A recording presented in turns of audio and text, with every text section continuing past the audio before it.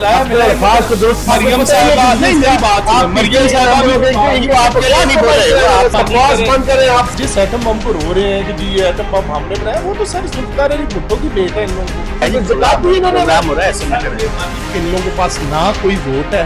ये कौन सा तरीका है कि आप जैसे ही कोई प्रोटेस्ट का ऐलान करते हैं उसके 5-7 दिन बाद कोई कुछ सजा दी जाती है। फिर उन्होंने आगे लगवाई है, फायरिंगें करवाई है, एहतजाज करवाए हैं। डाकू लोग हैं। अस्सलाम वालेकुम नाज़रीन, मैं हूं नवीद राना और आप देख रहे हैं एनआरओ न्यूज। नाज़रीन, इस वक्त जो सोशल मीडिया हो या प्रिंट मीडिया हो या इलेक्ट्रॉनिक मीडिया हो, 5 अगस्त इस वक्त सबकी जबान पर मौजूद है। और आपको पता है पीटीआई के जो मेन लीडरशिप थी उनको कल सजाएं भी हो गई। तकरीबन 150 से ज्यादा लोगों को जो है वो सजाएं सुना दी गई हैं। और पीटीआई के जो फिर वो छोटे छोटे जो लीडर्स जो गली मोहल्लों के हैं वो तो खैर कहाँ ही निकलेंगे। इस टॉपिक पे गुफ्तगू करने के लिए आज मेरे साथ 2 लोग मौजूद हैं, दोनों ही सहाफी हैं। इनसे जानेंगे कि ये मामला कैसे, लेकिन इनका तारुफ करवाता चलो। मेरे पास मौजूद हैं जनाब सैयद इमरान शमसी साहब, जो कि सीनियर क्राइम रिपोर्टर भी हैं और नून लीग के सपोर्टर भी हैं।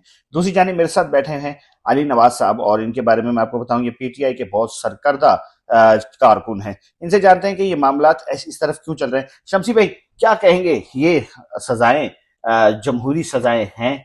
मुझे बताएं। नवाज शरीफ साहब ने ये कहा था कि जमहूरियत का हुस्न ये है कि जो जमहूरी कैदी जो है उनको रिहा कर दिया जाए। क्यों हो रहा है ये सब कुछ? राना नवीद साहब, ये जमहूरी कैदी तो नहीं है, ये दहशतगर्द कैदी हैं जिन्होंने 9 मई का एक बहुत बड़ा वाकया किया है। इन्होंने वो दहशतगर्दी की है कि जिसकी कोई मिसाल नहीं है। और ये वाकयातन जो है, ये सजाएं कुछ भी नहीं है इनके आगे। ये इन्होंने 9 मई का जो बाहर से गैर मुल्की लोग मंगवा कर लाहौर शहर को जहां पे जंग का मैदान बनाई रखा है, अपने ही अमलाक को बर्बाद किया है। पाक आर्मी की जो जगह है जहां पे तमाम आला ओहदेदारान बैठते हैं, वहां पे इन्होंने आगे लगवाई है, फायरिंगें करवाई है, एहतजाज करवाए हैं। ये कौन से सियासी कैदी आप बात कर रहे हैं? मैं आपसे एक सवाल करता जाऊंगा कि सुप्रीम कोर्ट जो थी वो रियासत का हिस्सा नहीं थी? जब सुप्रीम कोर्ट के ऊपर जब नून लीग ने ही काम किया था तो वो रियासत नहीं थी? नून लीग ने वो ना हमला किया था। हाँ, नून लीग ने किसी भी किस्म का कोई ऐसी वायलेशन नहीं की थी जिससे नुकसान हो। राणा साहब पकड़े गए थे, उनका एहतसाब भी हो गया ना, उनका एहतसाब हुआ। जो गिल्टी थे वो बाद में साबित भी हुआ था कि पाकिस्तान मुस्लिम लीग नून से उनका कोई ताल्लुक नहीं है। इनका कहना है जी उससे पाकिस्तान नून लीग से कोई ताल्लुक नहीं था। आप क्या कहेंगे कि ये जो हो रहा है सही हो रहा है?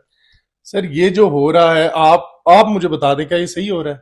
क्या इखलाकन किसी चीज की, जमहूरियत में इस चीज की गुंजाइश है कि ये सब हो हमारे यहाँ? जो कल हुआ है सर, ये क्या हो रहा है? कोई कानून नहीं है इस मुल्क में। कोई क्या रियासत पे सर हमला? कोई रियासत पे नहीं हमला था, ठीक है। गलत सजाएं दी गई हैं कल। बस यही डर था कि प्रोटेस्ट करेंगे पीटीआई वाले, 5 अगस्त को फिर से प्रोटेस्ट होगा, एक बड़ा हजूम इकट्ठा हो जाएगा। ये कौन सा तरीका है कि आप जैसे ही कोई प्रोटेस्ट का ऐलान करते हैं उसके 5-7 दिन बाद कोई ना कोई सजा दे दी जाती है? क्या ये जमहूरियत का हुस्न है? राणा साहब आप बताएं ना मुझे, ये जमहूरियत में ऐसा कभी हुआ है? और दूसरी बात कहते हैं जी 9 मई। सर 9 मई, मैं पहली तो बात ये एस्टेब्लिशमेंट के खिलाफ या कोई भी इदारे के खिलाफ बोलता ही नहीं हूं। मुझे जरूरत नहीं है बोलने की इदारों के खिलाफ, क्योंकि हर किसी को पता है हमारी क्या डोमेन है, हमने क्या करना है क्या नहीं। मैं तो सिर्फ ये कहता हूं कि ये जो खौफ इन्होंने फैलाया हुआ है, इन लोगों को खुद खौफ है सर ये कि लोग बाहर निकल आए तो कल को परेशानियां बन जाएंगी हमारे लिए। नहीं तो आप देख लीजिएगा, ये इलेक्शन में पता लग जाएगा आपको कि ये क्या भाव बिकती है इन लोगों की।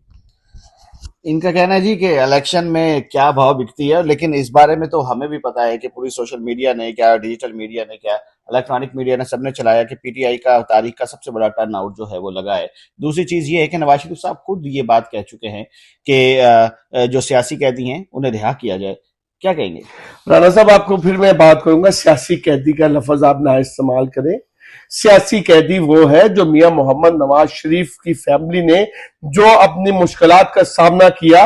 मियां मोहम्मद नवाज शरीफ और जो वजीर पंजाब है, उन्होंने अपनी मां को मरते हुए देखा और जिनको वहां पे जाने की इजाजत ना दी गई थी। ये वो लोग हैं, ये है सियासी लोग। ये दहशतगर्द जमात है, ये डिक्लेयर हो चुका है, जिसने 9 मई के जो खौफनाक वाकया किया लाहौर शहर को और उसके साथ साथ पंजाब भर पाकिस्तान में इस चीज को साबित किया कि दहशतगर्द जमात है। इनके अंदर वो लोग हैं जिन्होंने खड़े होकर जो है बस पे बैठ जाते हैं, गाड़ी पे बैठ जाते हैं, जो अपनी जुल्फे लहरा कर जो है तनकीद करते हैं। 16 बंदे जब मरते हैं वो उनको तो बचा नहीं सकते। इनकी अपनी गवर्नमेंट जो है केपी के अंदर वो डगमगा रही है, वो मैरून मिन्नत है वफाक की।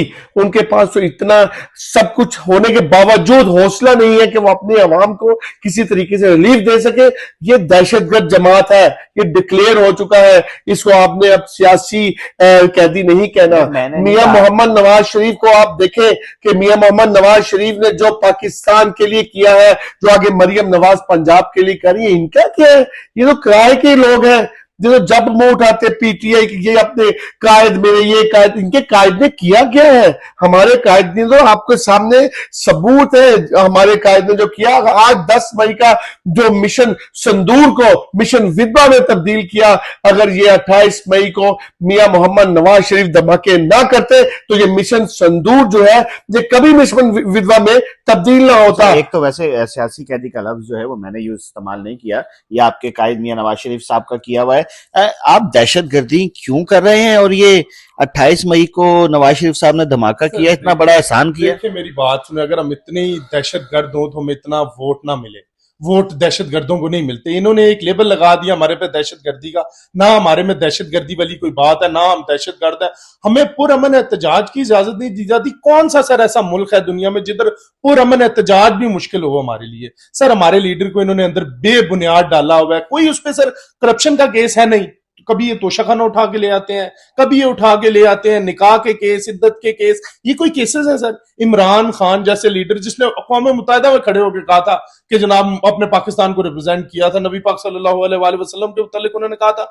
ये लोग कौन से लीडर हैं? कभी आपने सुना है इन लोगों ने किसी बड़े फोरम पे जिक्र किया वो एक आलमी लीडर है? ये लोग कौन है? नहीं तो सर ये जिस एटम बम को रो रहे हैं कि जी ये एटम बम हमने बनाया, वो तो सर जुल्फकार अली भुट्टो की बेट है। इन लोगों को जो कदीर खान साहब की बेट है जिन्होंने एटम बम बनाया, सबको पता है किन्होंने बनाया। इन लोगों को तो मिला अल्फाज को दुरुस्त करें, आप बकवास बंद करें। आप सर ये आपको ये पता ही नहीं है कि आप लीडरशिप के बारे में बात